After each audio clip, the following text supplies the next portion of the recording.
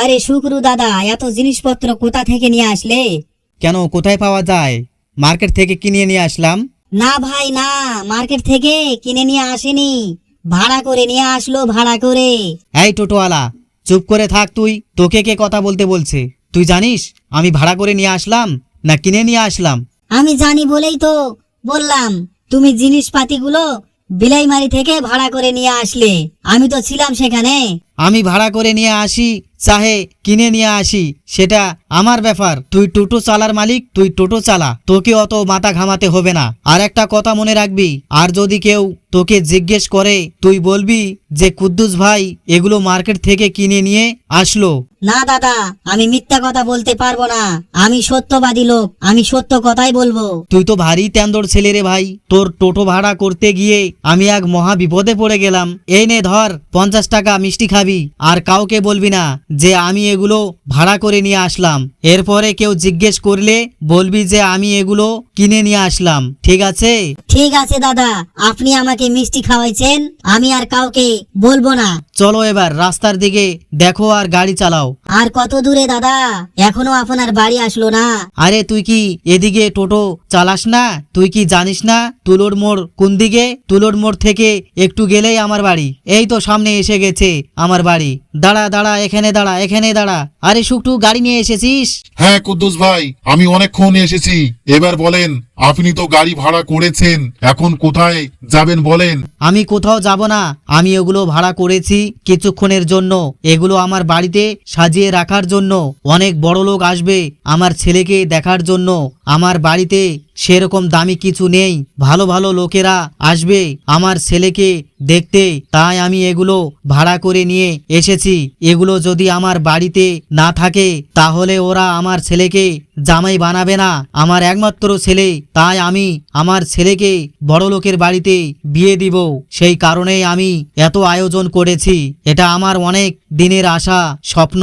তোমরা তোমাদের কাজে কাজে ব্যস্ত থাকো, এখন এই ছেলেপক্ষ আসবে। কুদ্দুস ভাই বাড়িতে আছেন? বাড়িতে আছেন? হ্যাঁ, আমি বাড়িতে আছি, বাড়িতে আছি। ও আসেন আসেন আসেন, ভিতরে আসেন, ভিতরে আসেন। বেশ, আপনাদের বাড়ি তো খুব সুন্দর করছে। বাইরে 2-4টে গাড়িও দাঁড়িয়ে আছে।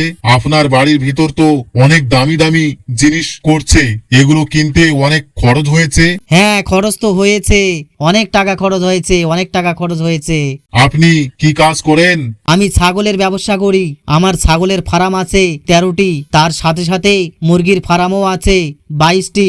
তাহলে চলেন আপনার মুরগির ফার্ম এবং ছাগলের ফার্ম দেখে আসা যাক একটু। হ্যাঁ চলেন চলেন চলেন।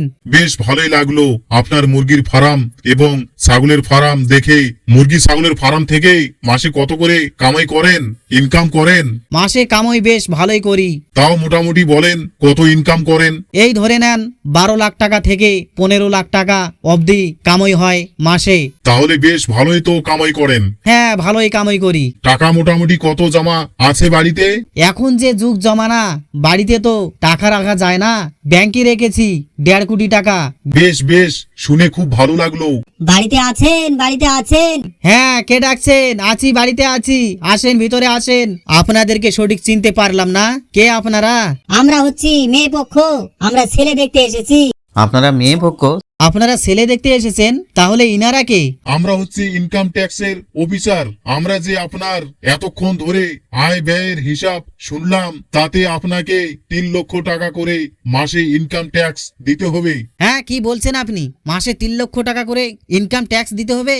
আমি কি 2 নম্বরই ব্যবসা করি? আমি নিজের বুদ্ধি খাটে মুরগির ছাগলের ফার্ম করেছি, তা থেকে আমি ইনকাম করি। তা থেকে কেন আমাকে সরকারকে ইনকাম ট্যাক্স দিতে হবে? দিতে হবে, আপনি অনেক টাকা কামাই করেন, আপনাকে দিতেই হবে। আপনি তো আমার মাথা ঘুরে দিলেন। মাথা তো ঘুরবেই, মাসে এত টাকা গেলে সবারই মাথা ঘুরবে।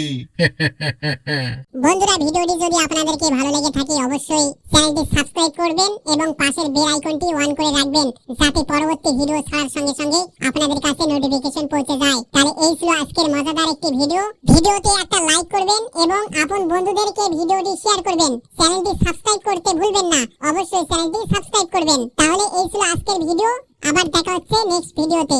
এতক্ষণ সঙ্গে থাকার জন্য আপনাকে অসংখ্য অসংখ্য ধন্যবাদ।